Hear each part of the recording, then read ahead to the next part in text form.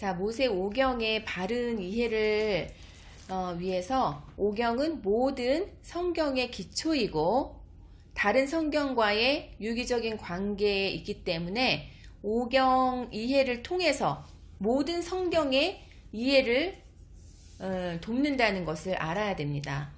오경 이해를 통해서 다른 신학 분야와 설교 및 실천 분야의 모든 과제들이 이해되어지도록 그렇게 도움을 줄 수 있습니다. 오경은 어떤 게 오경이죠? 창세기, 출애굽기, 레위기, 민수기, 신명기. 네. 그리고 이것은 하나님 나라를 이루어가는 건데 하나님의 나라를 어떻게 이루어갈까요? 언약을 통해서 이루어가죠. 그래서 이 창세기, 출애굽기와 또 레위기와 민수기, 신명기 이것을 세 부분으로 그렇게 나누는데 세 부분의 모든 주제가 하나님 나라고 그것이 언약을 통해서 이루어가는 것인데, 자, 아담을 통해서 시작된 하나님 나라, 노아를 통해서 시작된 하나님 나라, 아브라함을 통해서 시작된 하나님 나라, 모세를 통해서 시작된 하나님 나라. 하나님 나라의 특징은 소극적이고 부정적인 것이 아니고 역동적인 것이라 그랬어요.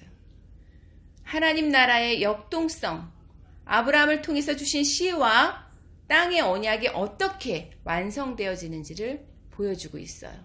그것이 왜 중요하냐면 그것이 하나님의 섭리고 그것이 지금도 그렇게 하나님의 섭리대로 흐르고 있다는 것이에요. 그래서 성막은 단순한 성막이 아니라 언약의 증거막, 법궤가 아닌 언약궤. 법궤의 뚜껑을 속죄소, 시은소, 시은좌라고 하지만 언약의 증거판이 되는 거예요. 자, 성막이 뭐예요? 그냥 성막이 아니에요. 뭐예요? 언약의 증거막이라 그랬어요. 언약궤라 그랬어요. 그리고 그 언약궤의 뚜껑을 뭐라 그랬어요? 속죄소, 시은소, 시은좌, 언약의 증거판. 그러니까 성막은 언약을 나타내는 것이고 하나님은 언약을 통해서 하나님 나라를 이루어 가시고 우리는 성경을 보면서 이런 그 하나님의 섭리를 알아가야 되는데 그것이 하나님이 주눅구구식으로 어떤 감정으로 어떤 기분대로 혼적인 생각대로가 아니라 언약을 통해서 다 모든 것들은 이루어 가신다는 거예요. 아멘. 약속한 것에 의해서 신실하신 하나님이시기 때문에 저희에게 명하신 거대로 우리가 그것을 어겼을 때 어떻게 하실 것이라는 그 율법대로 하나님께서 말씀하신 그 언약대로 이루어 가시고 또 우리가 어떻게 했을 때 복을 받는다라는 거 그대로 하나님께서 복을 주신다는 것을 저희가 이 하나님의 언약을 통해서 하나님의 나라가 그렇게 이루어진다라는 것을 저희가 알 수가 있습니다. 아멘. 자, 우리는 성경을 보면서 두 개의 산을 볼 수가 있어요. 하나는 신의 산이고 하나는 갈보리 산이죠. 그래서 신의 산은 구약에서 그리고 갈보리 산은 신약에서의 중심이죠. 그래서 신의 산 언약의 골자는 출애굽기 19장 5절에 보면 내 소유, 제사장 나라, 거룩한 백성. 출애굽기는 거시적인 관점에서 기록된 거고 십계명을 이해할 때도 마찬가지예요. 나라는 우리 한 사람 한 사람이 하나님 나라인 거죠. 동시에 우리의 사역, 사업도 하나님의 나라인 거예요. 자, 우리 마음 안에 이미 하나님의 나라가 있어요. 우리 가정 안에 이미 하나님의 나라가 있어요. 우리 마음 안에 천국이 있어요. 우리 가정 안에 천국이 있어요. 우리의 일터에 우리의 사업장에 천국이 있어요. 그곳에 하나님의 나라가 있어요. 그곳에 하나님의 언약이 있어요. 우리가 거하는 모든 곳엔 하나님의 언약이 있고 그곳에 하나님의 나라가 있다는 거예요. 신명기는 미시적 관점에서 기록됐고 신명기 26장 16절에서 19절에 나오는 시내산 언약의 세 가지 골자는 보배로운 백성, 모든 민족 위에 뛰어나게 하시고 성민이라는 거죠. 하나님은 언약 백성인 우리를 보배라고 하셨어요. 그렇기 때문에 우리는 보배의식을 가지고 살아야 돼요. 하나님이 신명기에 우리한테 뭐라 그러셨어요? 보배, 그리고 성민 의식을 가지고 살아야 되는 거예요. 모든 민족 위에 뛰어나게 하신다 그랬어요? 그냥 별 볼 일 없게 한다 그랬어요? 뛰어나게 하신다 그랬어요. 제사장은 가장 귀한 존재인데 여기서는 제사장같이 뛰어난 존재로 삼겠다는 겁니다. 언약 백성의 탁월성이죠. 가장 미천하고 가장 어리석은 백성을 택해서 가장 뛰어난 자가 되게 하며 하나님이 함께 하시는 민족, 하나님의 영광을 드러내겠다는 거예요. 성민은 원래부터 거룩한 족속이 아니에요. 거룩하게 구별된 백성으로 삼겠다는 것이고 로마서의 주제가 칭의잖아요. 의는 믿음으로 하나님이 인정해 주는 거잖아요. 죄의 삭은 사망이고 우리 모두 시험 판결을 받은 죄인이지만 하나님께서 무죄 판결을 해주시는 거예요. 무엇으로? 우리의 믿음으로. 그 믿음은 무엇으로 말미암아? 하나님의 은혜로 말미암아. 자, 우리가 믿음으로 칭의, 의인이라고 그렇게 칭해지는 거, 그것이 은혜인 거예요. 그리고 믿을 수 있는 그 자체도 은혜인 거예요. 우리의 의지로서 되어지는 것이 아니라 주님이 믿게끔 하셨다는 거예요. 심용진 장로님의 그 믿음은 하나님의 은혜로 얻어진 거예요. 전적인 하나님 은혜예요. 칭의 선언까지 하신 것이죠. 이것이 무슨 이유냐면 바로 갈보리 언약이에요. 나를 위해 피 흘려 죽으시고 하나님과 언약한 갈보리 언약이죠. 그리고 예수를 믿으면 구원을 얻을 뿐만 아니라 의인이 되는 거죠. 예수께서 죽은 것으로 끝나면 아무 의미가 없어요. 베드로도 십자가에서 죽었고 많은 사람들이 십자가에서 죽었어요.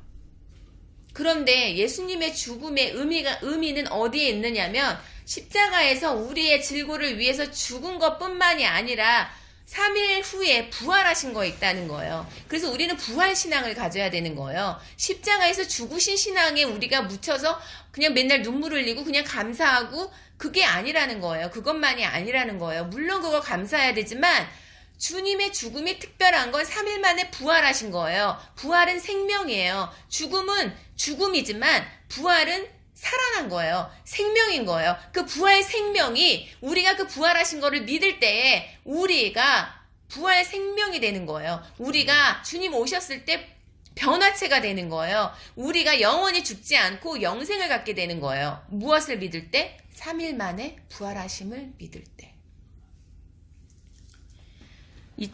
이제 성경을 보면서 또 하나의 우리가 그 산, 그 갈보리산, 갈보리 언약, 그 신약의 기초가 되는 그 모든 언약의 완성이 되는 그 갈보리 언약, 그것이 피 언약인 거죠. 출애굽기 24장 6절에서 8절은 시내산 언약 체결식이에요. 피의 절반은 어디에 뿌려요? 번제단에 뿌렸어요. 그리고 절반은 누구한테 뿌려요? 백성에게 뿌렸어요. 그 피 언약이 신약에서도 피 언약으로 우리가 언약 체결식을 하게 되는 거죠. 그래서 마태복음 26장 26절에서 28절을 보면 예수께서 십자가 지시기 전날 밤 제자들과 언약을 체결하시며 이것은 죄사함을 얻게 하려고 많은 사람을 위하여 흘린 피 언약이라고 하셨어요. 이제 베드로전서 2장 9절을 보면 시내산 언약을 비교해보면 오직 너희는 택하신 족속이요 왕같은 제사장이요 거룩한 나라요 그의 소유된 백성이니 아까 신의 산 언약에서 신명기에서 하신 그 말씀 뭐예요? 우리는 거룩한 족속이라 그랬잖아요. 왕같은 제사장이라 그랬잖아요. 보배로운 백성이라 그러셨죠? 우리에게 뭐라 그러셨어요? 성민이라고 하셨잖아요. 그거를 베드로전서에서도 다시 말씀을 하셨어요. 이제 우리가 누구인지 분명히 알아야 됩니다. 언약 백성이라는 긍지를 가지고 살아야 되는 거예요. 언약적인 관점에서 모세 오경을 봐야 되는 거예요. 자, 그러면 모세 오경을 연구하는 이유는 문서설이나 편집서를 따를 때 우리가 이게 이제 그 여러 가지 학자들마다 견해가 달라요. 그래서 사실 이거를 모세가 썼다고 하면 또 몇 가지 조금 약간 넌센스인 경우들이 또 있어요. 그래서 예를 들어서 자료 비평이나 양식 비평들이 모두 플라톤이나 소크라테스나 아리스토텔레스의 사상과 철학으로 이해하려고 하는 시도 자체가 넌센스예요. 그래서 성경은 히브리 사고관과 세계관으로 기록이 되어 있기 때문에 어떤 철학자의 그 철학을 관점으로 성경을 해석하면 안 된다는 거예요. 그래서 바른 해석을 위해서는 우리가 성경의 통일성과 저자 되시는 하나님이 당신의 나라를 어떻게 이루어가고 있는지를 성경에서 찾아야 하는 거예요. 그러니까 하나님의 관점을 그 성경에서 말씀하고 있는 대로 하나님의 마음을 읽을 줄을 알아야지 어떤 뭐 똑똑한 철학자의 관점으로 그것을 평가해서는 안 된다는 거예요. 성경을. 그래서 아담 언약이나 노아 언약이나 아브라함과 족장 언약, 다윗 언약은 개인과 맺으신 언약으로서 구원과 축복이 주어져요. 아담 언약은 뭐예요? 아담하고 언약하셨잖아요. 그리고 노아 언약은 노아하고 하신 거고, 아브라함하고 언약하신 거고, 다윗하고 하신 거고, 그렇죠? 그래서 시내산에서 이스라엘 백성들과 언약을 맺고 모압에서 세겜에서 언약을 맺었어요. 여호수아서에서 24장에서 보면 언약들이 성취되는 것을 볼 수가 있어요. 언약은 대표성이 있죠. 이스라엘 민족은 모든 민족의 대표가 되고 아브라함은 이후에 모든 믿는 자들의 대표가 돼요.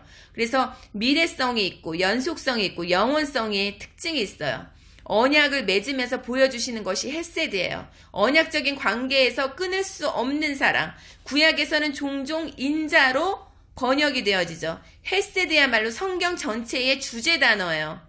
함께 하시는 하나님, 두려워 말라 내가 너와 함께 하겠다. 언약적인 관계를 우리가 알고 끝까지 하나님과 함께 할 수 있는 거죠. 하나님이 뭐라 그러셨어요? 두려워 말라. 내가 너와 함께 하리라. 그것을 믿는 믿음이 있다면 우리 안에 평안이 있어야 되는 거예요. 근데 우리 안에 평안이 없다는 것은 주님이 나와 함께 하지 않는다고 생각을 하는 거죠. 그러니까 우리는 두려워하는 것이고 우리는 염려, 걱정, 근심에 빠져 있는 것이고 미래에 대해서 긍정적으로 생각하는 것이 아니라 부정적으로 생각하는 것이고 그리고 소극적인 행동 자체는 성경적이지 못하다 그랬어요. 역동적인 거가 성경적이라 그랬잖아요. 하나님은 그 언약 백성들에게 역동적이고 진취적인 것을 말씀하셨지 그냥 어떤 잠잠히 묵묵히 가만히 수동적으로 소극적으로 부정적으로 그건 아니라는 거예요. 그러므로 은혜로 맺는 은혜 언약 동시에 행위로서 언약을 반드시 지켜야 돼요. 그래서 은혜 언약이 있고 행위 언약이 있어요. 피 언약이란 것은 피는 생명을 의미하기 때문에 생명을 걸고 지켜야 될 언약이에요. 그런데 언약을 어길 경우는 어떻게 되죠? 하나님과의 관계를 회복할 수 있는 것이 제사, 예배죠. 피의 제사를 통해서 언약을 지키겠다는 결단과 언약을 지키지 못한 것을 회개함으로 하나님과의 관계 회복을 보여주는 것이 예배예요. 아브라함은 언약을 믿고 끝까지 승리했어요. 라합도 언약을 믿고 생명을 걸고 정탐꾼들을 숨겨주었을 때 가나안 승리의 주인공이 됐죠. 그리고 라합뿐만 아니라 라합의 가족들도 구원을 얻게 되었어요. 여호수아도 땅을 주시리라고 한 언약을 믿고 가나안 정복의 승리자가 되었어요. 우리도 언약을 믿고 승리하는 삶을 살아야 돼요.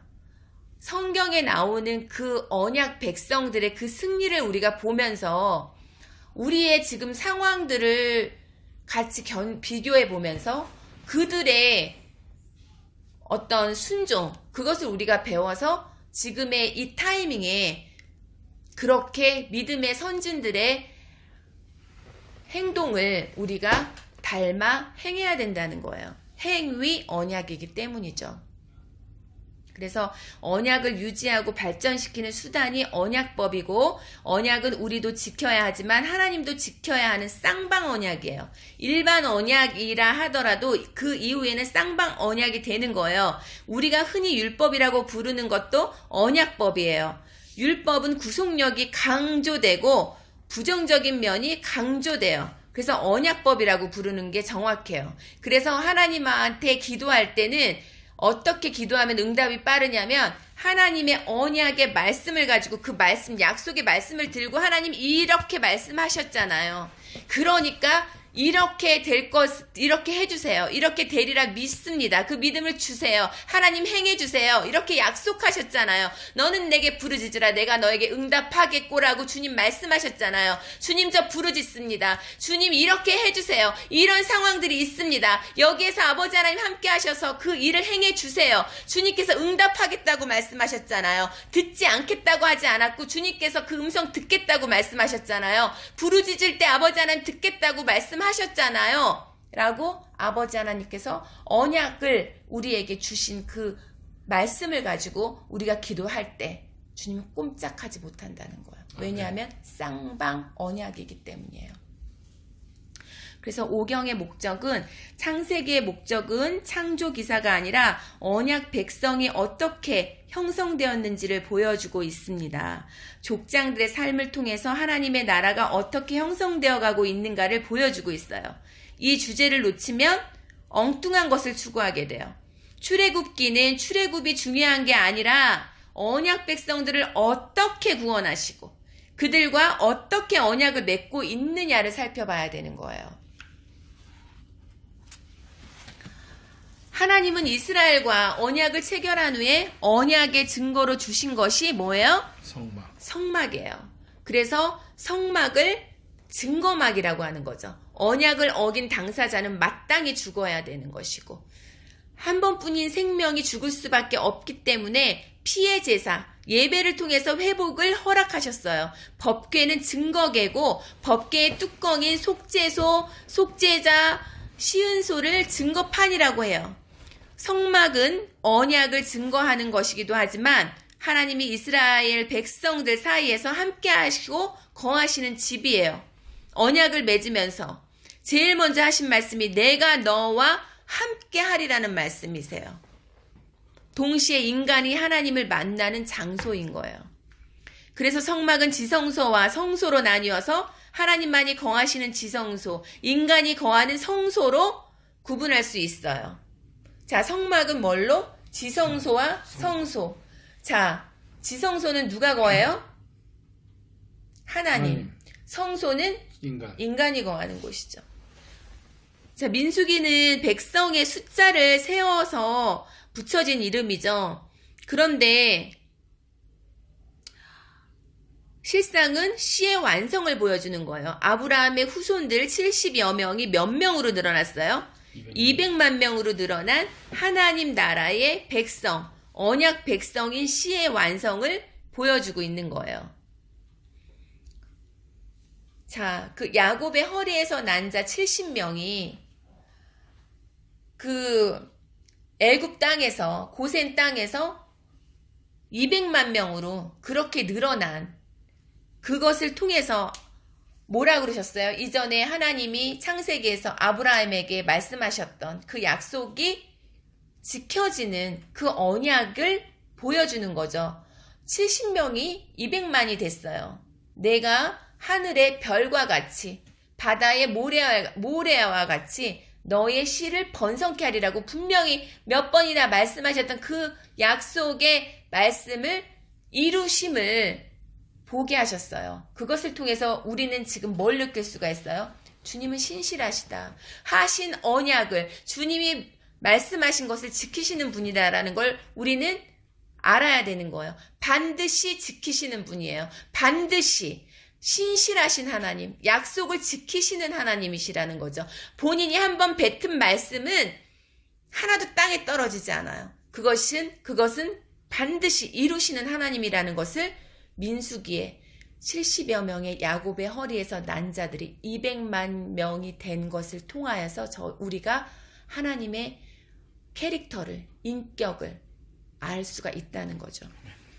신명기의 기록 장소는 모압이에요. 요단강을 건너기 전에 요단강 맞은편에 있는 거죠. 그래서 모세는 시내산 언약의 갱신으로 하나님과 모압 언약을 체결하고 계세요. 동시에 모세는 가나안에 들어갈 수 없기 때문에 가나안에 들어간 후 세겜에서 언약을 갱신할 것을 명령했어요. 자, 현재인 모압에서 과거인 시내산 언약과 미래의 세겜 언약 사이에서 언약 백성이 지켜야 할 언약법을 백성에게 가르치고 있는 것이 신명기예요. 신명기는 토라라고 불려져요. 그 후에 언약책이라고 불려지는 거죠.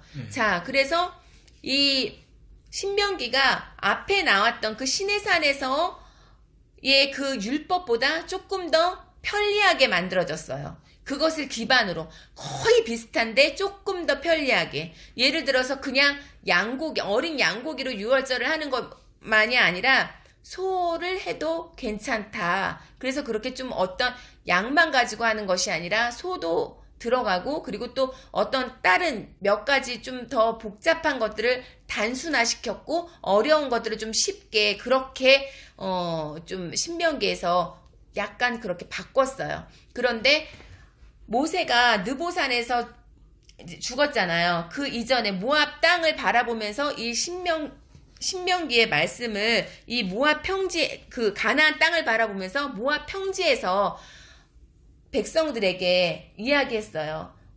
처음에 어떻게 나와요? 회고했잖아요. 처음에 어떻게 하나님께서 뭐 애굽에서 어떻게 하셨고, 그리고 광야에서 어떻게 하셨고, 그리고 이곳까지 이렇게 오게 되고, 그거를 얘기를 했어요. 얘기를 하고 이렇게 회고를 하면서 앞으로 너희가 들어가서는 어떻게 하라고 그렇게 이야기하는 것이 신명기예요. 이렇게 언약으로 이제 그 모세 오경이 만들어졌고, 그래서 그 아담 언약, 노아 언약, 아브라함, 그러니까 족장 언약이죠. 그리고 시내산 언약, 모압 언약, 세겜 언약으로 이루어지는 것이 하나님 나라에 대한 기록입니다. 아브라함에게 주신 씨와 땅에 대한 언약이 어떻게 이루어지는가, 이스라엘 백성들과 맺은 언약이 어떻게 완성되어 가는가를 보여주고 있어요. 신명기에서 완성되는 것이 아니라 여호수아에서 최종적으로 완성되는 거예요. 여호수아서를 육경에 포함시키기도 해요. 왜냐하면 세겜 언약이 있으니까. 사사기에 들어가서는 언약은 점점 잊혀져 가고 있어요. 결국 하나님이 그렇게 미워하시는 바알과 언약을 맺고 말죠.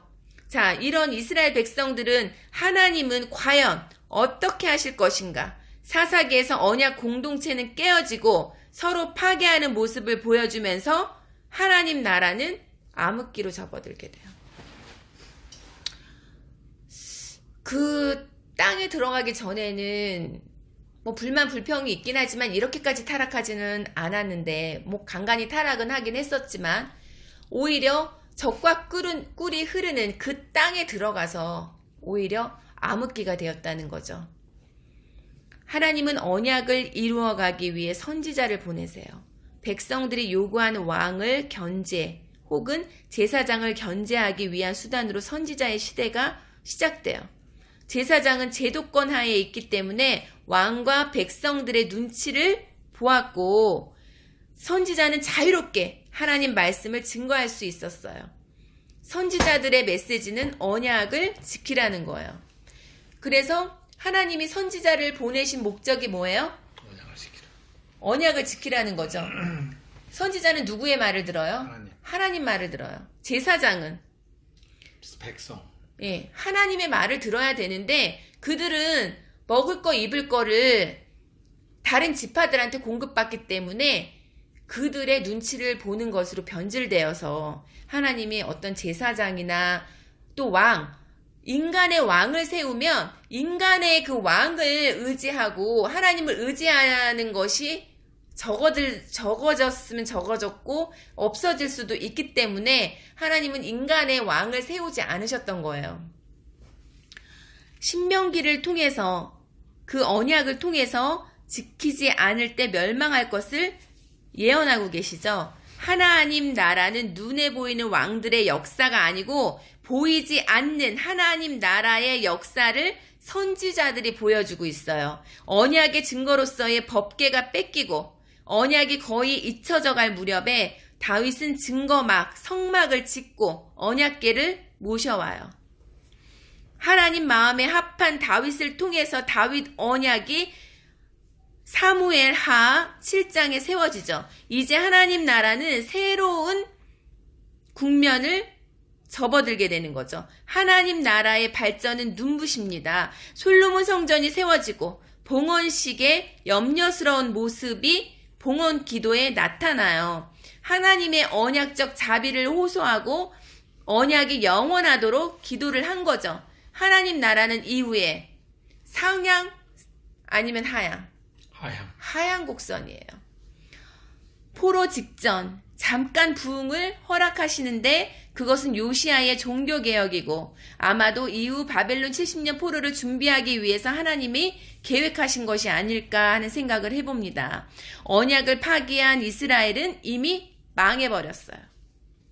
다윗의 왕조, 전통 왕조 다윗 언약은 계승이 될 것인가? 결국 유다도 멸망하고 영원한 언약은 끝났는가? 다윗 언약은 이렇게 끝나고 마는가? 선지자들의 예언은 70년 후에 회복되리라. 모든 선지자의 메시지는 경고, 심판, 회복의 3단계를 보여줘요. 그래서 대선지서, 소선지서 보면 다 똑같아요. 계속 경고를 해요. 너희가 이렇게 되면 어떻게 될 것이다. 어떻게 망할 것이다. 어떻게 심판받을 것이다. 계속 경고를 하는데 안 들어요. 그래서 심판을 받아요. 그러고 뭐 심판에 대한 또 예언도 해요. 그런데 또 회복에 대한 게 꼭 맨 끝에 나와요. 모든 선지서가. 그래서 그들은 포로 기간 동안 새로운 하나님 나라, 영원한 다윗 언약의 성취로 오실 메시아를 기대하며 하나님 나라를 준비하고 있는 거예요. 그래서 하나님을 예수님, 메시아로 오신 예수님을 알아봐야 되는데 이들이 무엇에 묶여서? 율법에 묶여서 영적인 것이 열리지를 않아서 메시아를 알아보지도 못하는 또 죄를 범하게 되죠. 분명히 언약에서 말씀에 분명히 메시아가 어떻게 올 것이라는 것이 다 말씀에 이미 기록되어 있음에도 불구하고 그들은 그 언약을 정말 믿거나 정말 힘이 많으니까. 그래서 이사야서에도 분명히 예수님 임마누엘, 예수님 오신다고 분명히 말씀하셨잖아요. 분명히 예언의 말씀을 예수님 오시기 얼마 전이죠? 700년 전에 이미 예언이 되어져 있잖아요. 그렇게 다 기록되어 있는 그 예수님이 오셨는데 눈이 가려지고 귀가 닫히고 마음이 느껴지지가 않는 그러한 것들을 보면서 언약이라고 하는 것이 행위 언약에서만 끝나서는 안 된다는 거예요. 언약이라는 것은 믿음이라는 거죠. 믿음으로 그것을 받아들여야 된다는 거죠. 아까 의 언약이 있고 행위의 언약이 있고 그리고 그 말씀의 언약이 있잖아요. 그런데 우리는 행위적인 거에만 묶여 있으면 정말 그 믿음을 놓쳐버릴 수가 있기 때문에 모든 것들을 다 갖추어야 되겠죠. 우리가 믿음만 가지고 행위를 하지 않으면, 그 언약을 하지 않으면 그건 또 믿음이 없는 거예요. 그 사람의 믿음은 그 사람이 어떤 행위를 하느냐를 보면서 우리가 느낄 수가 있잖아요. 그래서 오경과 포로 역사서는 역대기, 상하, 에스라, 느헤미야, 에스더의 역사적인 상황들, 그전이 다른 거예요. 그래서 이런 그 역사서와 시편, 그리고 그 어떤 지혜서, 예언서, 그런 것들은 다음 시간에 하도록 하고, 오늘은 이제 그 모세 오경의 전체적인 것들을 그냥 개괄적으로만 이렇게 봤고요. 어떤 창세기와 그런 부분들은 또 그 이어서 다음 시간에 하도록 할게요. 아버지 하나님 감사합니다. 아버지 하나님, 유대인들은 모세 오경을 너무나 중요하게 생각합니다. 주야로 아버지 하나님의 율법을 읊조리는 그 아버지 하나님의 계명을 그들은 지키며 아버지 하나님 그것을 자녀에게 가르치고 아버지 모세 오경을 모두 어려서부터 외울 만큼 이 모세 오경을 중요하게 생각합니다. 아버지 하나님, 예수님이 오셨다고 해서 저희가 모세 오경을 가볍게 생각하는 것이 아니라 모세 오경에서의 그 정신을 저희가 이어받고 아버지 하나님의 마음을 알아가고 또 저희 삶 가운데 우리의 일터 가운데 주님께서 말씀하셨던 그 율법을 근거로 생활할 수 있도록, 베풀 수 있도록, 나눌 수 있도록, 섬길 수 있도록 아버지 하나님께서 저희에게 지혜와 명철을 주실 줄로 믿습니다. 아버지 하나님께 모든 것을 의탁드리오며 예수님의 이름으로 기도하였습니다. 아멘. 아멘.